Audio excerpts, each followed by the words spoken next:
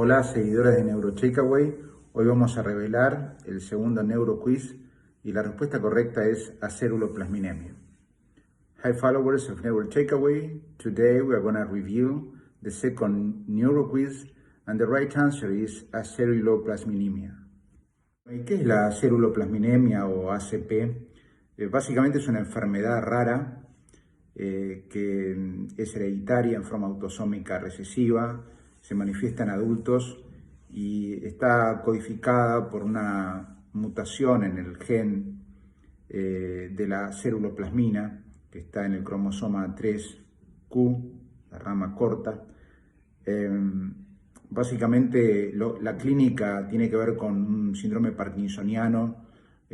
Hay distonías, sobre todo cráneos cervicales, como tenía nuestro paciente, y también orofaciales. Y es muy común que haya deterioro cognitivo. Además, existen síntomas clínicos como diabetes mellitus, cataratas, puede haber también anemia microcítica, como era nuestro caso, y en algunas ocasiones retinopatía pigmentaria. Desde el punto de vista del laboratorio, hay una disminución muy marcada de la ceruloplasmina en plasma, un aumento de la ferritina, disminución del hierro y cobre en plasma y aumento o normalidad, mejor dicho, del cobre urinario, y esto es la diferencia del Wilson. Desde el punto de vista de las imágenes, como pueden ver acá, básicamente hay un depósito de hierro que se visualiza en esta secuencia muy sensible al hierro, que es la susceptibilidad magnética, a nivel de los núcleos basales primordialmente, pero también a nivel de los tálamos, de núcleos rojos, sustancia negra, la paz reticulata, los núcleos dentados y la corteza cerebral. Desde el punto de vista del tratamiento, lamentablemente no han dado muy buen resultado los quelantes de los metales, y hay mucha expectativa con respecto al uso de la terapia enzimática de reemplazo. Well, and what is this aceruloplasminemia, or ACP for short? It's a very rare adult onset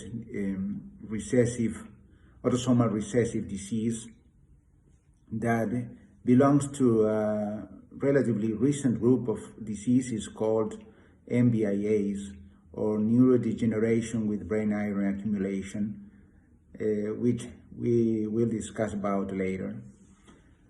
It is produced by mutations in the ceruloplasmin encoding gene located in chromosome 3Q. And the main clinical symptoms include dystonias, as in our case, tremor, ataxia, dysarthria. Sometimes there is spasticity and cognitive impairment. We can find some systemic symptoms and signs as well as cataracts, retinopathy, microcytic anemia, and diabetes mellitus.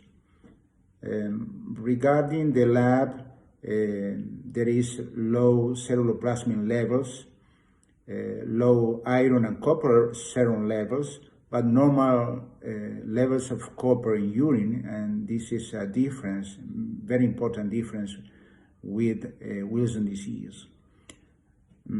Concerning the images, which are very frequently the clue for diagnosis, this process, as in this case, there is a huge hypointense signal intensity, which represents iron, on SWI, which is the most sensitive sequence that we have for iron.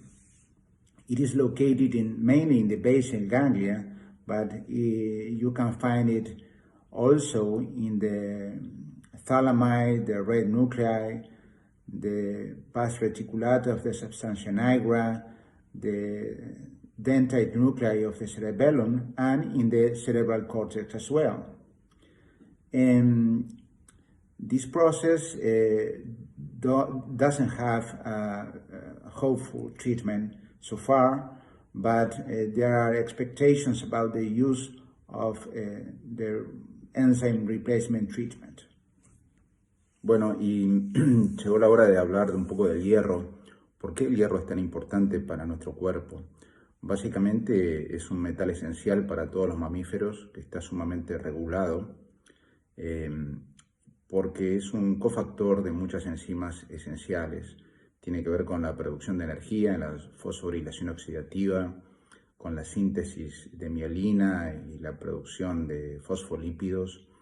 También es esencial para el metabolismo de muchos neurotransmisores y finalmente en la síntesis y reparación del ADN. Cuando está en exceso puede ser muy dañino, básicamente produce un estrés oxidativo con formación de especies reactivas de oxígeno, la peroxidación de grasas y por lo tanto la destrucción de las membranas y finalmente el daño mitocondrial. Well, why is iron so important for our body? It is an essential metal for mammalian metabolism, and it has to do with many metabolic processes because it is a cofactor of some enzymes. For example, it has to do with the oxidative phosphorylation and the production of energy, with the synthesis and repair of DNA. It is also important in the production of many neurotransmitters, and it has to do with the metabolism of lipids and the myelin synthesis. And when it is in excess, it is very harmful because it produces ROS, reactive oxidative species, with the peroxidation of lipids, and finally with the lesion of the membranes, and it ends up with mitochondrial failure. Bueno, ¿y qué son estas NBIAs? O sea, este grupo de enfermedades con neurodegeneración y acumulación cerebral de hierro. Son un grupo heterogéneo de enfermedades metabólicas raras que básicamente tienen en común que hay neurodegeneración y acumulación de hierro en el cerebro, fundamentalmente en los núcleos basales. Desde el punto de vista hereditario, casi todas son autosómicas recesivas. Hay una sola dominante, que es la neuroferritinopatía, y una sola ligada al X. Desde el punto de vista de la clínica, casi todas producen un cuadro neuropsiquiátrico con un cuadro parkinsoniano, distonías, espasticidad. Algunas también están asociadas a atrofia óptica y también a neurodegeneración de la retina. Con respecto a la parte metabólica, aquí puse dos esquemas. El esquema de la izquierda, que sería el cuadro global, es muy interesante porque la verdad es que hasta ahora se han encontrado 15 enfermedades y seguramente van a seguir, pero solamente dos de ellas tienen que ver con el metabolismo de hierro y se entienden bastante fácilmente. Justamente una de ellas es la aceruloplasminemia y la otra es la neuroferritinopatía, que es la proteína que, digamos, guarda el hierro férrico dentro de las células. Entonces son relativamente simples. Dentro de las otras es difícil de entender y todavía no se sabe muy bien cuál es la relación, pero se pueden agrupar en tres áreas.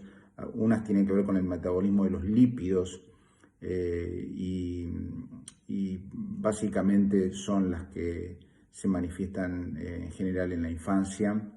Luego hay otras que tienen que ver con el metabolismo de la acetil-CoA, y finalmente otras están relacionadas con la formación de los llamados autofagosomas, o sea, con esas membranas, esas vesículas que se forman para degradar a todos los productos de desecho de las células.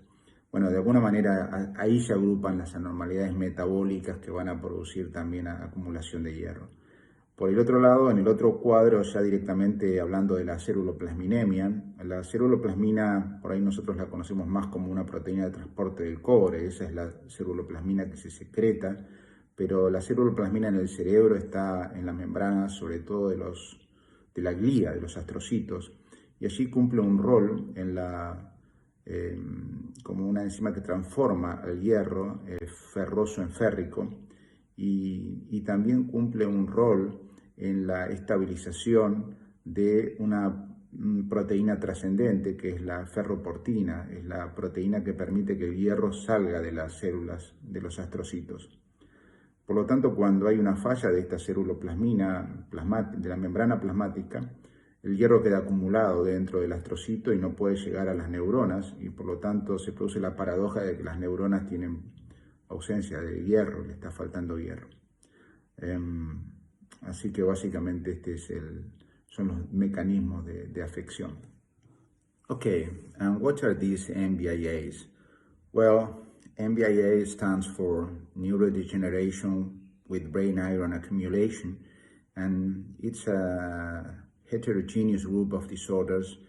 They are inherited in different patterns. Mostly of them are autosomal recessive. They manifest both in infancy and adulthood, and their symptoms include Parkinsonism, dystonias, cognitive impairment, spasticity, and some of them are associated with retinal degeneration and optic atrophy. Here I inserted two cartoons. One of them reveals the big picture. We can divide the alterations in 4 areas. Just one of them has to do with iron metabolism very clearly. There we have the aceruloplasminemia and neuroferritinopathy, which has to do with the protein that stores iron in the cells. But the other 3 are quite difficult to understand and they are not completely understood yet. They have to do with the lipid metabolism, and this group manifests especially in children. And the other groups have to do with the CoA metabolism and with autophagosomes production, which are these vesicles that get in charge with the waste of the cells. The other cartoon is dedicated especially to ceruloplasmin. We all know ceruloplasmin because it is the transport protein of copper, but that's the secreted one. There is another form of ceruloplasmin that it is located on the plasmatic membranes of astrocytes in the brain. And there it has 2 important roles. One is the transformation of ferrous iron in ferric iron, that is the oxidation of iron. And the other function is the stabilization of one very important protein, ferroportin. Ferroportin is the protein that allows the exit of iron from the cells, especially from the astrocytes. So when we have an abnormal ceruloplasmin in astrocytes, the iron accumulates inside these cells, and paradoxically there is a lack of iron in neurons. Bueno, hoy vamos a hablar un poco de imágenes, algunos diagnósticos diferenciales de estas enfermedades. Tenemos la neuroferritinopatía, como decíamos, es la única que es autosómica dominante y junto con la ceruloplasminemia son las que se manifiestan en adultos. Básicamente, desde la imagen, como podemos ver, hay unas señales bilaterales y simétricas que son muy intensas en T1 y pueden ser hiperintensas en T2 porque hay cavitación, y esto creo que es la clave diagnóstica de esta enfermedad. Los núcleos basales se cavitan, se necrosan, y en T2 están rodeados por un halo hipointenso que representa el hierro. Más abajo tenemos la llamada PLAN, o por una alteración de la fosfolipasa A, que es la enzima que se encarga de, digamos, sacar los ácidos grasos de los fosfolípidos y produce una afección que es la que antes conocíamos como neurodistrofia o distrofia neuroaxonal infantil, donde básicamente se produce una lesión de los globos pálidos que se ponen hipointensos por acumulación de hierro y una atrofia cerebelosa que tiene una característica que es la hiperintensidad en flare. Y aquí podemos verla en esta imagen de abajo y a la izquierda.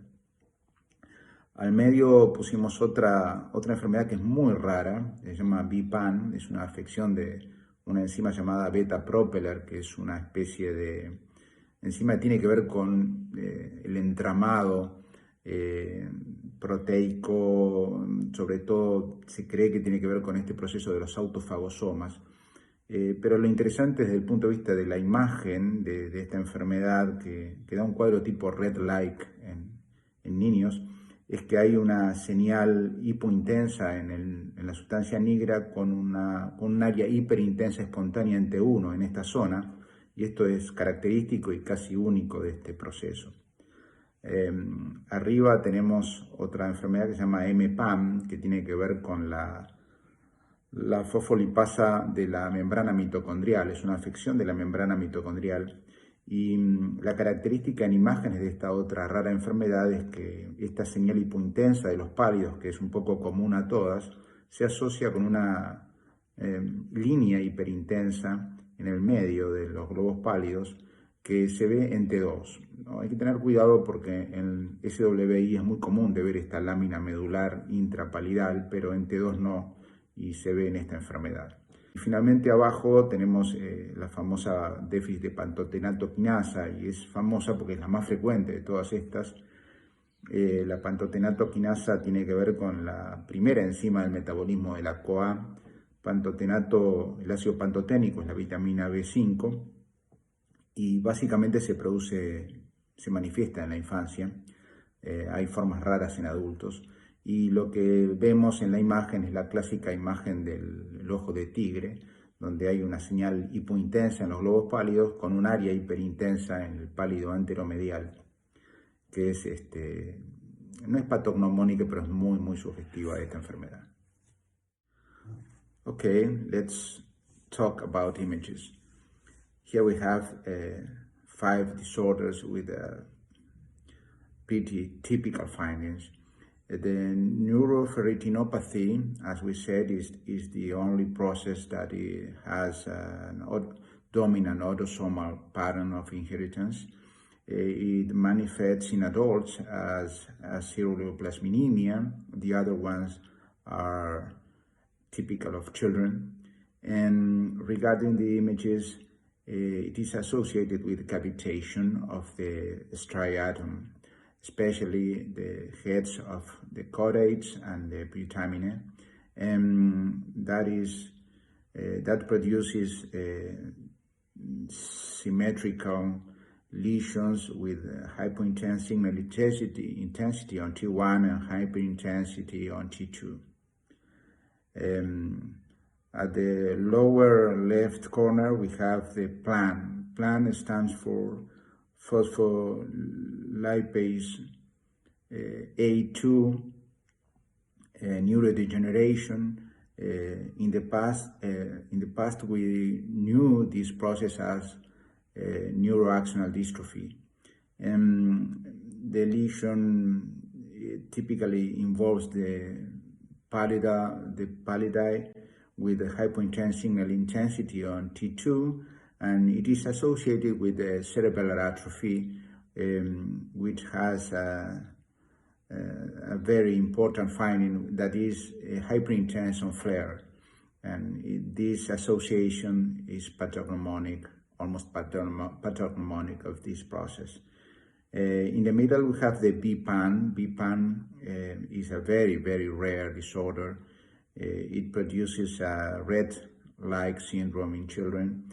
And BPAN is a beta-propeller protein that has to do with the autophagosomal metabolism.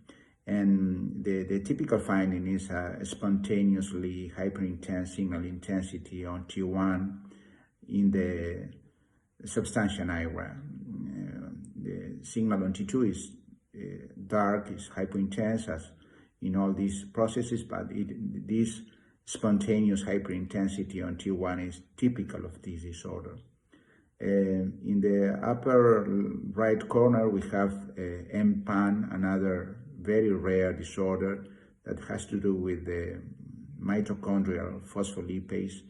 And the typical finding of this disorder is that inside the hypointense signal intensity in the pallidi, we have a streak, a hyperintense streak that we can see it on T2.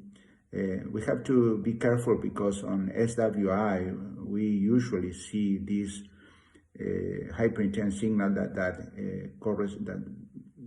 it is the internal medullary lamina of the pallidi. But if we see it on T2, that's typical of this disorder.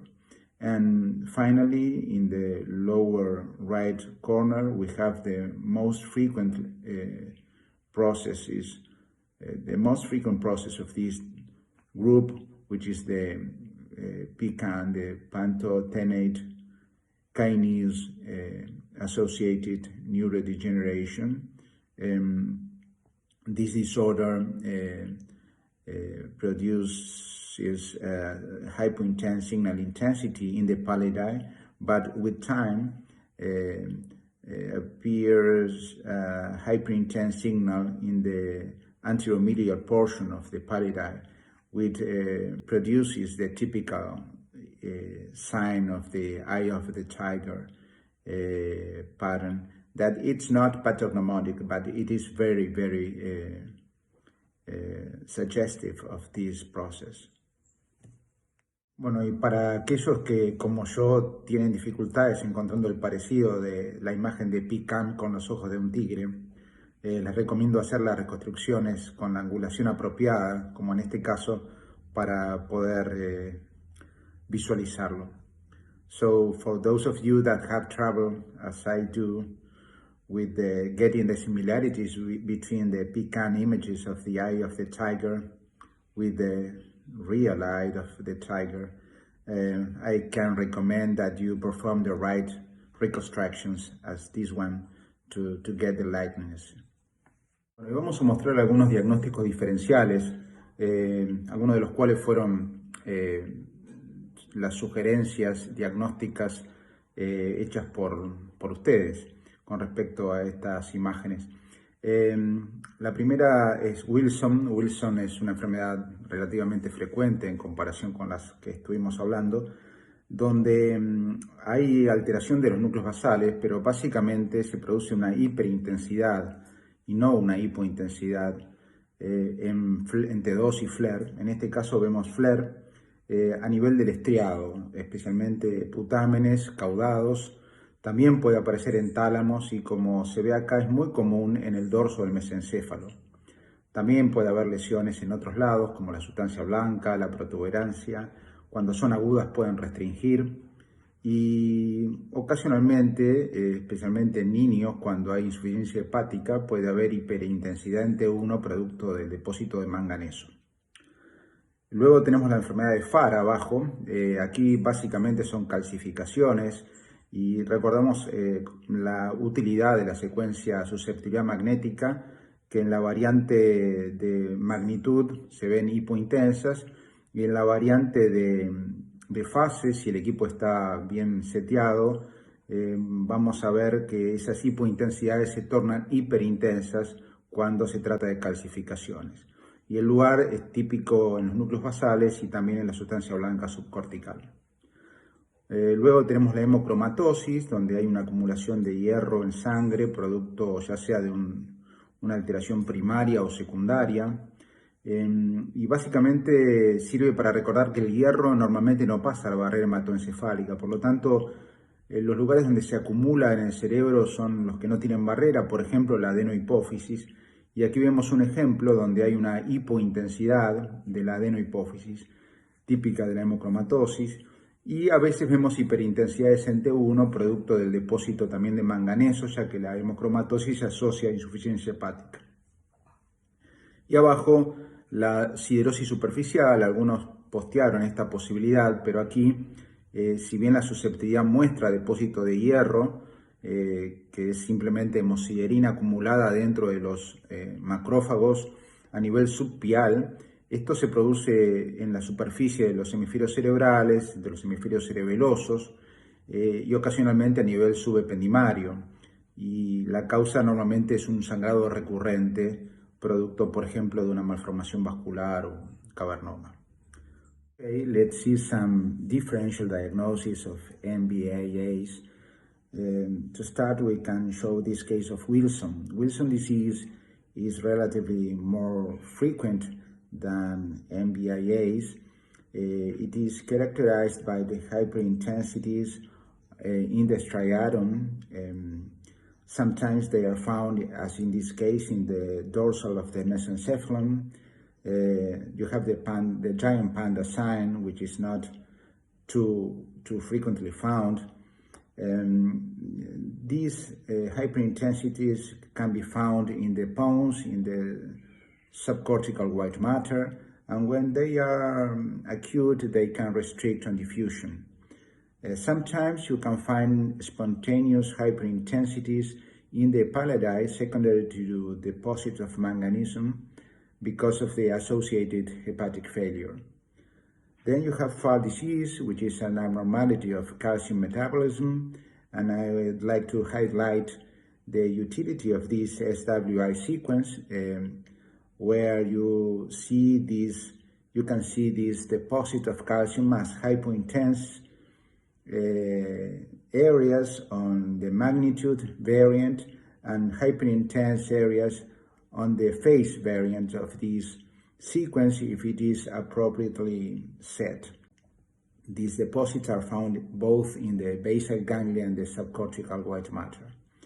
Then hemochromatosis, which can be primary or secondary. We have to remember that free iron does not cross blood-brain barrier, so we can see these deposits of iron in areas without BBB as adenohypophysis, as in this case the hypointense signal intensity is very typical. And when there is an association with hepatic failure, which is very frequently found in hemochromatosis, we can see these spontaneous hyperintensities in the pallidi, again revealing deposit of manganese. The last case is superficial siderosis, which is usually caused by recurrent hemorrhages because of AVMs or cavernomas, for example, and they are typically manifest as hypointensities, linear hypointensities on the surface of the brain and cerebellum and brainstem, sometimes in the subependymal areas of the ventricles, and they are due to deposits of hemosiderin inside macrophages at the subpial or the subependymal areas. Bueno, y para terminar quiero agradecerles y felicitar a los ganadores, la doctora Ana García, la doctora Mercedes Chiosi y el doctor Pipa Gonchi, dieron con el diagnóstico de aceruloplasminemia. También agradecerle a la doctora Claudia Uribe del Hospital Británico de Buenos Aires, que me ayudó a interpretar el caso desde el punto de vista clínico, y continuar incentivándolos a que participen, ya que es la única manera de aprender. Okay, just to finish up with this case, I'd like to congratulate the winners, Dr. Ana Garcia, Dr. Mercedes Chiosi, and Dr. Pipa Gonchi, who got right with the diagnosis of aceruloplasminemia. And I also like to thank Dr. Claudia Uribe from the British Hospital of Buenos Aires, who helped me understand this case from the clinical point of view. And as always, I encourage you to keep on trying because this is the only way of learning. Thank you and stay safe.